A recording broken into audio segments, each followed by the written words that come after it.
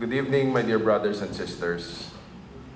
We know in the lives of many people, there are places that people avoid because it simply brings bad memories. It simply brings painful memories.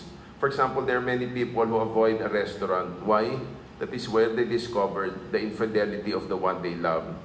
Many people would avoid hospitals because it brings memories of a death of a loved one. There are people who avoid returning to school or the former office where they used to work simply because of the painful memories. There are people who never return to the ancestral house simply because of the abuse they have experienced. People may even not return to church because of the bad experience with the parish priest. Painful memories, bad memories. My dear friends, in the gospel today, we hear of two disciples. Because of painful memories, they were leaving Jerusalem. They were leaving Jerusalem for Emmaus. Look what a downhearted person can do. That's why should we experience being downhearted, painful experience, difficult memories, the gospel today reminds us of three very beautiful things. First of all, we are never alone. The disciples in their journey, although they were downcast, they did not, because they were downcast, they never recognized Christ in their journey. My dear friends, in all our journeys in life, we are never alone. Even in the most difficult and painful one, when we are downhearted, God is always with us. As the psalm says, though I walk in the valley of darkness, I fear no evil, for you are with me. We are never alone. Second, the gospel reminds us of the words, were not our hearts burning?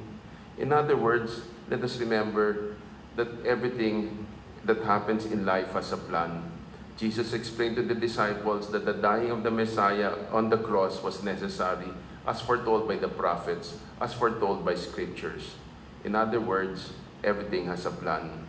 My dear friends, we may not understand what's happening in the world today, but we can always be assured that God has a plan. He is in control. And third, the breaking of the bread. The only time the two disciples recognized Christ. My dear friends, the breaking of the bread is none other but the Eucharist. The Eucharist we now celebrate. It's a very sad reality that physically we may not be able to celebrate Masses anymore, at least for the moment, and hopefully for the moment. But then again, thanks to technology, we can reach more and more households with the celebration of the Eucharist.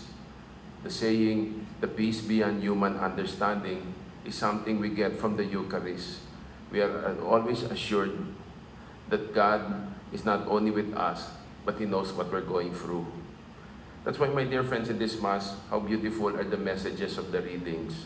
The first reading tells us that Jesus conquered death. And because He has conquered death, indeed He can conquer our anxieties, our fears, our worries, our sadness, and our broken hearts. The second reading reminds us to put our faith and hope in God. And indeed, we put our faith and hope in God, especially at these times. And yes, in a very special way, we pray for our civil and religious leaders that they may heed the call of the Lord. They may ask for the wisdom of God. In the story of Israel, whenever a leader was far from God, not only was the leader afflicted, the whole nation was afflicted. But when the leader humbled himself and prayed to God, God not only blessed the leader, He blessed the country. We pray for our religious, we pray for our civil leaders.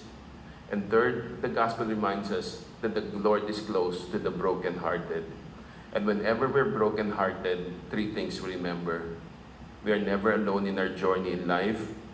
The scriptures tells us that God has a plan. And yes, the celebration of the Eucharist, giving us peace beyond human understanding.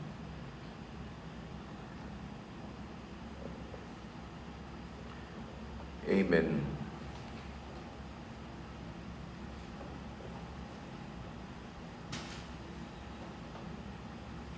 Let us now profess